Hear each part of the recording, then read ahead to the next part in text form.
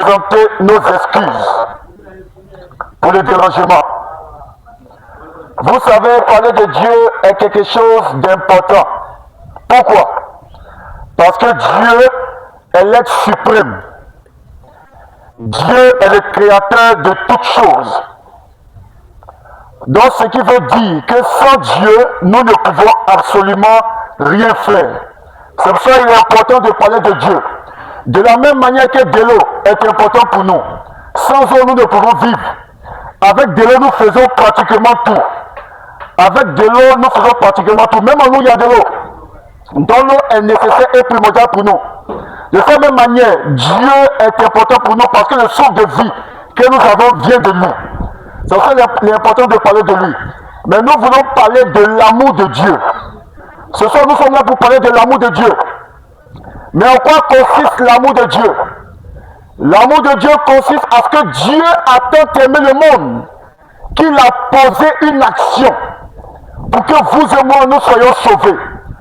Pour me faire comprendre, Dieu a tant aimé le monde qu'il a donné Jésus-Christ pour que vous et moi nous soyons sauvés.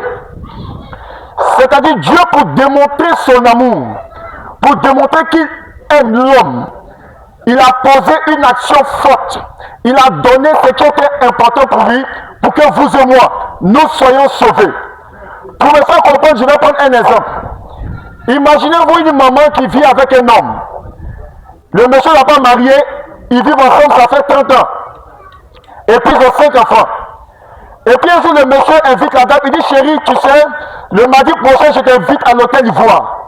Mais en tant que 100 000 francs pour ton habillement, 50 000 francs pour tes chaussures, un autre 50 000 francs pour tes cheveux, et puis 100 000 francs pour ton transport. Donc le mardi prochain, tu t'apprêtes et puis tu me rejoins à l'hôtel Ivoire. C'est ce que le monsieur dit à sa concubine. Elle dit, d'accord, j'ai compris, chérie. Le mardi arrive, le monsieur dévance la dame à l'hôtel Ivoire. En temps, il a commandé de la bonne nourriture, des bouteilles de champagne. Il a même loué des musiciens pour accueillir sa concubine. Le mardi arrive, la dame arrive. Il dit à la dame, ah chérie, bonne arrivée. Assieds-toi, tu es toute belle ce soir. Ce que j'ai à te dire est important. Vraiment, assieds-toi. Il demande au maître de l'hôtel de tamiser la lumière, de mettre une musique très douce, parce que ce qu'il va dire à sa concubine est vraiment important.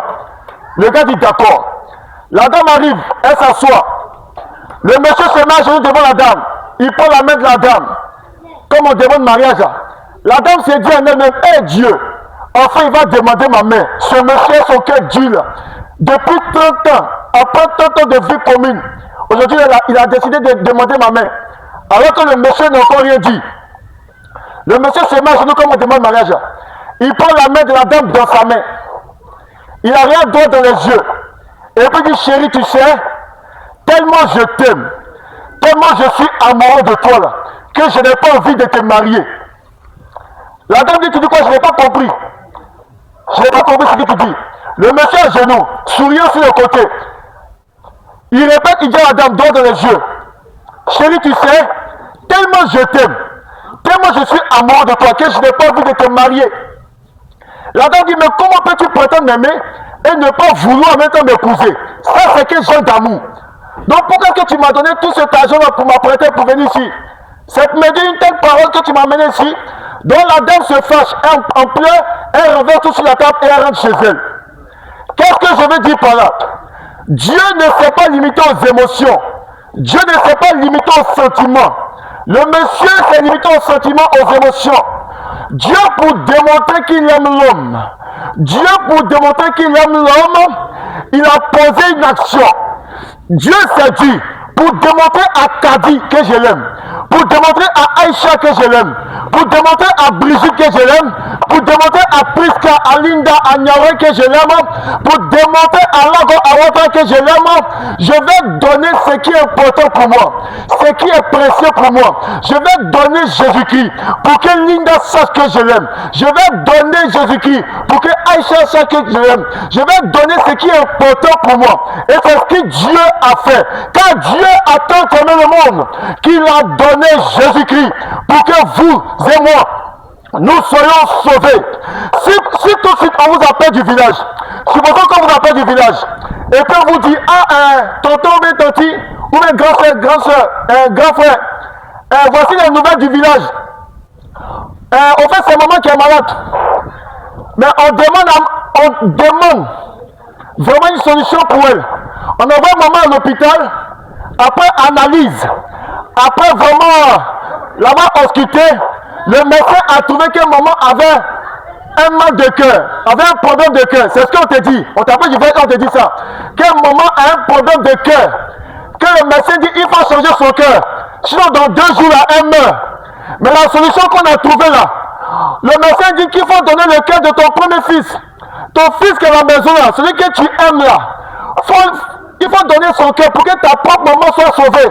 Tu vois les autres viennent te voir à la maison. Il va te dire, ma fille, dans 2 jours, ta maman va mourir. On ne dit pas ancienne maman, mais enfin là, on peut faire encore. Pardon, il faut sacrifier ton don, il faut donner le cœur de ton premier fils. On va sauver ta maman. Je ne crois pas que quelqu'un ici allait oser sacrifier son premier fils pour la guérison de sa propre maman. Même si tu avais 50 fils, même si tu avais 100 fils, je ne crois pas que tu allais oser enlever un seul pour donner son cœur, pour que ta propre maman soit guérie. Pas parce que tu n'aimes pas ta maman. Tu aimes ta maman. Tu veux qu'elle soit guérie. Mais ton amour pour elle est limité. Ton amour ne peut pas aller à l'extrême. Alors que Dieu n'a pas eu besoin que tu fasses partie de sa famille avant de donner Jésus-Christ pour toi. Dieu n'a pas eu besoin de te connaître avant de donner Jésus-Christ pour toi. Dieu t'a aimé sans condition. Dieu t'a aimé sans condition. Dieu n'a pas dit, mais si je donne mon unique fils pour que Aïcha soit sauvée, je fais comment? Si je donne mon premier fils, si je donne mon unique fils pour que Linda soit sauvée, je fais comment? Dieu n'a pas regardé à cela. Dieu t'a aimé d'une façon extrême. Dieu t'a aimé d'une façon profonde pour que toi, tu sois sauvé. Car Dieu t'a aimé et Dieu t'aime toujours. Ce soir, je suis là pour te présenter l'amour de Dieu. Dieu t'aime, mon frère. Dieu t'aime, ma soeur. Dieu t'aime réellement. Dieu t'aime réellement. J'ai l'habitude de le dire partout où je passe. Parce que partout où je passe, Jésus-Christ sur la croix n'était pas en train de rire. Jésus-Christ sur la croix n'était pas en train de danser. Jésus-Christ sur la croix n'était pas en train de s'amuser. Jésus-Christ sur la croix a souffert. Il a souffert terriblement. Il est mort comme un brigand. Il a été crucifié nu. Dans le film, là, c'est juste pour les respects qu'ils ont mis petit Kojo. Mais dans la réalité, il était crucifié nu. Les gens l'ont malmené, ils l'ont défiguré pour que toi, tu aies la vie. C'est ça, ce soir, je suis là pour te dire que Dieu a démontré son amour. Dieu a démontré son amour. Ce soir, je suis là pour t'exhorter. Il y a longtemps que tu entends parler de Jésus-Christ. Ça ne date pas d'aujourd'hui. Peut-être que ça fait 30 ans. Peut-être que ça fait 25 ans. Peut-être que ça fait même 40 ans. Peut-être que ça fait 2 ans. Mais néanmoins, Dieu a permis que tu entendes parler de lui.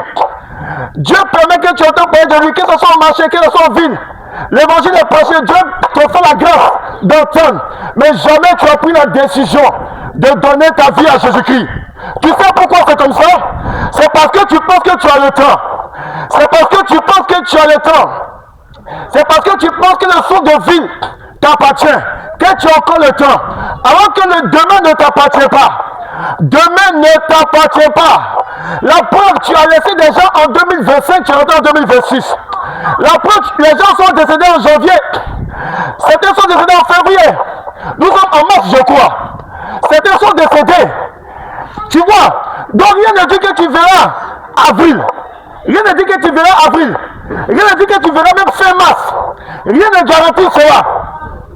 De la même manière, lorsque tu devais venir sur la terre, est-ce que tu as connu le jour de ta naissance? C'est après que tu as connu. Quand tu étais dans le ventre de ta maman, est-ce que tu savais le jour où tu devais venir? Tu n'as pas connu. C'est après que tu as su. De cette même manière que tu n'as pas connu le jour de ta venue, de cette même manière, tu ne connais pas le jour de ta mort. Lorsque tu es né, c'est quelqu'un qui a annoncé ta naissance de foi. De cette même manière, le jour où tu mourras, quelqu'un d'autre viendra annoncer ta mort. C'est comme ça. De la même manière que tu es parti au funérailles d'un parent, d'un ami, on ira des funérailles. De la même manière que tu es parti à enlever de corps, d'un parent, d'un ami, on ira t'enlever de corps. Ceux qui sont couchés à Bonico étaient un jour en ville. Ceux qui sont couchés à Bonico étaient un jour en ville.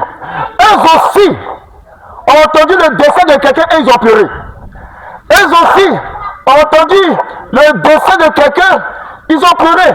Mais ces personnes ne savaient pas que les mois ou les jours qui allaient suivre, elles allaient aussi suivre dans la mort. Elles ne le savaient pas.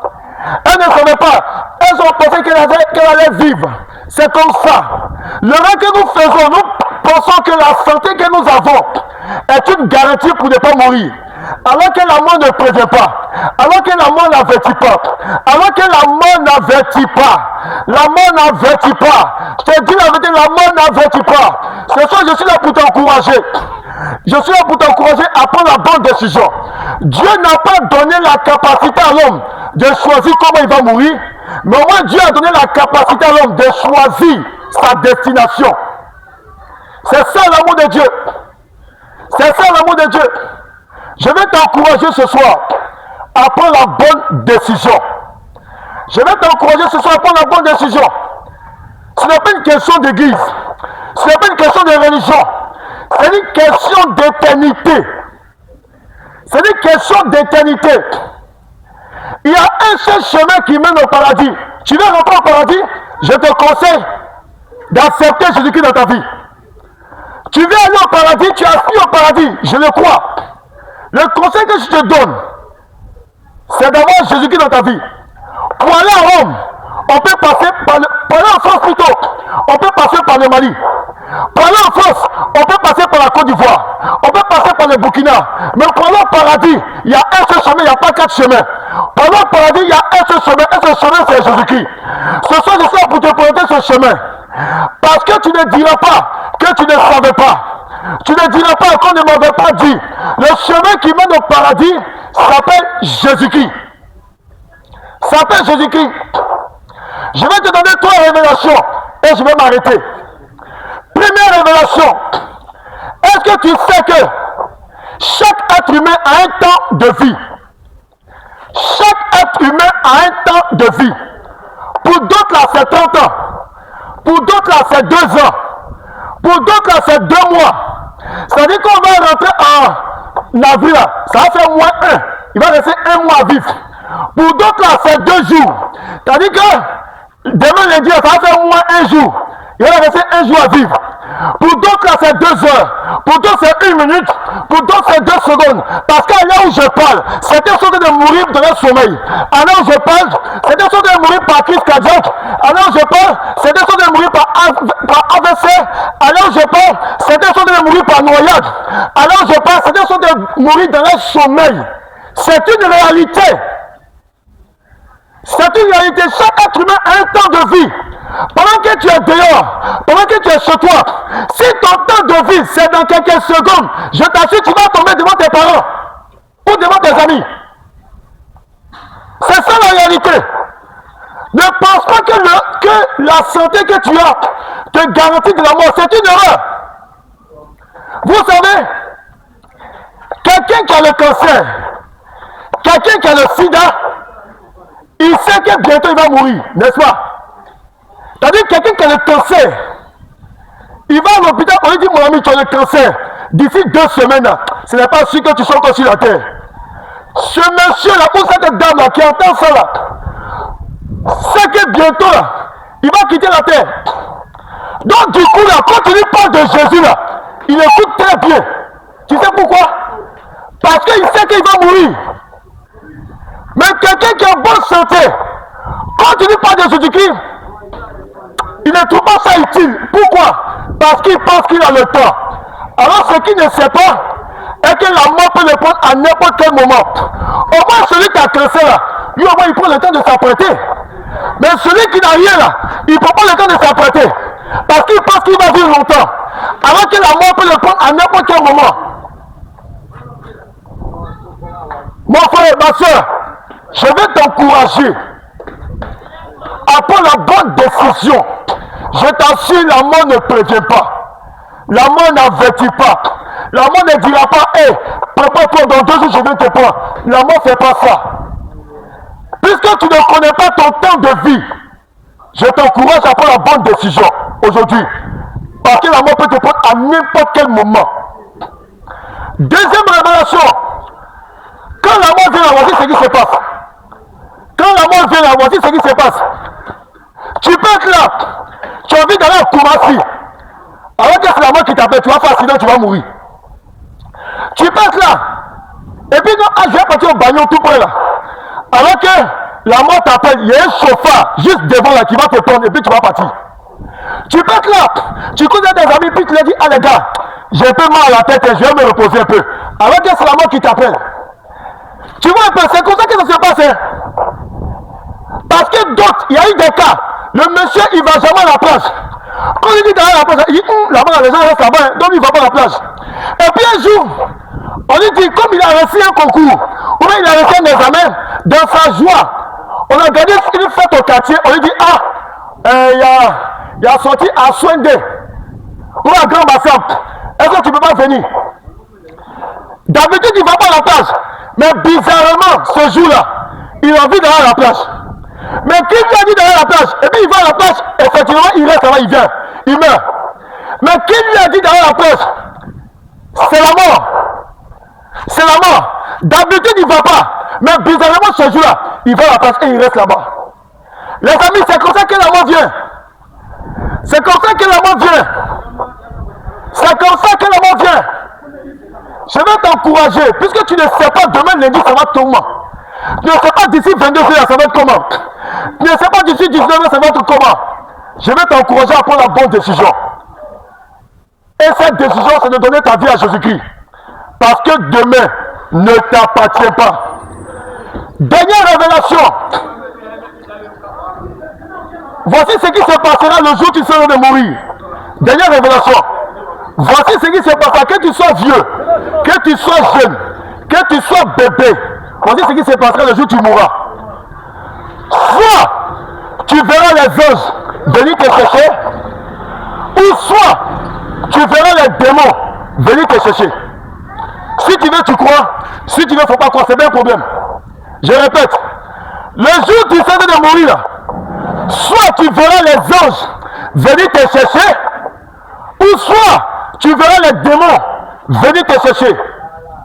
Je te raconte le témoignage d'un marabout qui est devenu pasteur. Je te raconte son témoignage. Le marabout est parti dans un cimetière. C'était un samedi. Il a vu le gardien du cimetière. Et puis il a dit au gardien du cimetière, ah, excuse-moi, je suis venu faire les pratiques pour mes clients. Histoire réelle. Le gardien lui dit, ah, il faut donner un peu. Parce que si on m'attrape, j'aurai des problèmes. Donc ils ont discuté sur le prix. Et puis le marabout a levé une forte somme d'argent. Et puis il a donné au gardien du cimetière. Il lui a donné l'argent pour qu'il puisse rentrer. Mais le gardien lui a dit, aujourd'hui il y a 2 enterrements au cimetière. Pardon. Il faut te mettre dans un endroit où les gens ne vont pas te voir. Parce que si on te voit, j'aurai des problèmes. Donc il faut te mettre quelque part, non? Là on ne va pas te voir. Il dit d'accord, il a compris. Donc il s'est mis dans un endroit où personne ne pouvait le voir. Il s'est mis dans un endroit où personne ne pouvait le voir. Mais lui pouvait voir tous ceux qui rentraient. Il pouvait les voir. Donc, comme il pouvait les voir, il faisait ses pratiques tranquillement parce qu'il savait que personne ne pouvait le voir. Donc pendant qu'il faisait ses pratiques, il a remarqué 2 choses qui ont fait qu'il a changé. Qui ont fait qu'il a tout laissé pour servir Dieu aujourd'hui. Il a remarqué que le premier gars qu'on enterrait, il a vu la terre s'ouvrir. Écoute-moi très bien. Il a vu la terre s'ouvrir. Il a vu les démons sortir de la terre, venir chercher le premier gars qu'on enterrait. Les parents, eux, voyaient encore. Les parents voyaient un cercueil. Mais ce qui s'est passé dans le cimetière, ils ne voyaient pas. Les démons ont tabassé le gars. Le gars criait, aidez-moi, aidez-moi, venez m'aider, aidez-moi. Mais les parents n'entendaient rien, ils voyaient qu'un corps, ils voyaient qu'un cercueil. Tu es parti au terrain, parent, tu es parti au terrain, un ami. Quand ton ami criait, Tu n'entendais pas, toi tu voyais un corps. Toi tu voyais un cercueil. Mais peut-être que ton ami criait, oh mon ami Guizot, viens m'aider. Guizot, pardon, viens m'aider. Tu n'entends pas mes cris. Guizot, si tu peux, faut m'aider. Hé, Tanti, pardon, écoute-moi, je souffre. Je suis torturé par des démons. Pardon, faut m'aider. Faut m'aider. Je te parle, tu ne crois pas ce que j'ai dit. Mais le jour où tu mourras, tu vivras cette réalité. Et les démons te diront, quelqu'un est venu te parler, mais tu n'as pas cru. Donc les démons ont tabassé le gars. Ils ont amené le gars de la terre s'est refermée. Les parents, ils voyaient un corps, ils voyaient un cercueil. Mais ce qui s'est passé de l'autre côté, ils ne voyaient absolument rien. Le marabout se trouve vers le deuxième gars qu'on enterrait. Chose bizarre. Il voit le ciel s'ouvrir. Écoute-moi très bien. Il voit le ciel s'ouvrir. Et puis il voit des êtres brillants descendre, venir chercher le second gars. C'est plus tard qu'il a su que c'est les anges. Il voit le ciel s'ouvrir, venir chercher le second gars qu'on enterrait. Les parents, ils voyaient un corps, ils voyaient un cercueil, ils ne savaient pas ce qui s'est passé. Donc le marabout, après avoir vu tout ça, il était troublé. Il est parti voir les différents parents pour se renseigner. Donc il a vu les parents, il a dit, ah mais excusez-moi, celui-là c'est qui? Celui-là c'est qui? Après s'être renseigné, il se rend compte que celui dont les anges sont venus chercher avec Jésus-Christ dans sa vie. Personne n'a dit à ce marabout va à l'église. Personne n'a dit à ce marabout va à l'église. On dit ce marabout il est pasteur. Et on dit il prêche l'évangile. Les amis, je suis venu vous dire que le monde spirituel est réel. Que le monde spirituel est réel. Que Dieu envoie Jésus-Christ pour que vous et moi, nous soyons sauvés. Parce qu'il y a un enfer qui est là. Il y a des démons qui existent. Et il y a un enfer. Donc pour éviter que vous et moi, nous allions à l'enfer, Dieu envoie Jésus-Christ pour que nous puissions éviter l'enfer. Ce n'est pas une question de religion. C'est une question d'éternité. Si tu meurs aujourd'hui, tu vas où? C'est de ça qu'il est question. Pour ma part, je vais t'encourager à donner ta vie à Jésus-Christ. Jésus-Christ t'aime. Jésus-Christ t'aime profondément. Tu n'as rien à débourser. Tu n'as rien à payer. Tu n'as pas de sacrifice à faire. Parce que l'ultime sacrifice a été déjà fait. Dieu a tant aimé le monde qu'il a donné Jésus-Christ comme sacrifice pour que toi et puis moi, nous soyons sauvés. Quelle décision vas-tu prendre ce soir? Quelle décision vas-tu prendre ce soir? Pour ma part, je vais t'encourager à prendre la bonne décision. Parce que demain ne t'appartient pas. Quelle décision vas-tu prendre ce soir? Vas-tu accepter Jésus-Christ ou vas-tu refuser? Mais mon conseil pour toi, c'est d'accepter Jésus-Christ pour le bien de ton âme. Parce que si tu meurs, la mort ne trie pas. Si tu meurs sans Jésus-Christ, je t'assure, tu vas regretter ce message. Tu vas regretter. Tu vas dire à Dieu, ah mais comment j'ai refusé? Comment j'ai pu refuser? Comment j'ai pu refuser? Mais il sera tard pour toi. Donc si tu es d'accord avec moi, tu vas faire cette prière de là où tu es. Que tu sois chez toi à la maison, en ville, tu vas faire cette prière sincèrement. Parce que le salut est personnel. Le salut est personnel. J'ai l'habitude de le dire. Quand quelqu'un meurt là, on le met dans combien de casiers? On le met dans un seul casier, n'est-ce pas? Il n'y a pas de casier deux places. Quand on va l'enterrer là, on le met dans combien de cercueils? Dans un seul cercueil, non? Il n'y a pas de cercueil deux places. Quand on va l'enterrer, on le met dans combien de tours? Dans 4 tours? On le met dans un seul tour. Il n'y a pas de tour deux places. Même une femme même, qui est morte avec son bébé, son petit garçon là, on ne met pas sans les enterrer. On enterre le petit à gauche, on enterre la dame à droite. C'est comme ça que ça se passe. Chacun a son cercueil. Donc si tu es d'accord, tu vas faire cette prière. Sincèrement de tout ton cœur. Je t'en supplie, ne regarde pas ton voisin. Tu vas dire, Seigneur Jésus, je te demande pardon pour mes péchés. Je te demande pardon pour mes fautes. S'il te plaît, pardonne-moi. Aujourd'hui même, je te reçois dans ma vie comme Seigneur et Sauveur personnel. Écris mon nom dans ton livre de vie. Fais de moi ton enfant. Au nom de Jésus. Amen. Sache que si tu as fait cette prière sincèrement, sache que tu es sauvé. Si tu as fait cette prière sincèrement, sache que tu es sauvé. Je t'assure que tu es sauvé. Tu me diras peut-être, ah mais c'est facile comme ça. Oui, c'est facile comme ça. Dieu n'a pas compliqué le salut. Parce que si Dieu avait dit, pour entrer au paradis là, faut tuer 50 bœufs, tu ne peux pas tuer 50 bœufs. Si Dieu dit pour entrer au paradis, il faut tuer 1000 bœufs, tu as quel argent pour tuer 1000 bœufs? Tu n'as pas l'argent. Donc Dieu sait que tu n'as pas l'argent, que tu ne peux pas payer ton salut. Donc Dieu lui a déjà payé pour toi. Ce qu'il demande, c'est ta repentance, c'est tout. Donc sache que si tu as fait cette prière sincèrement, sache que tu es sauvé et que Dieu a pris acte de ta prière. Avant de partir, je vais prier pour toi.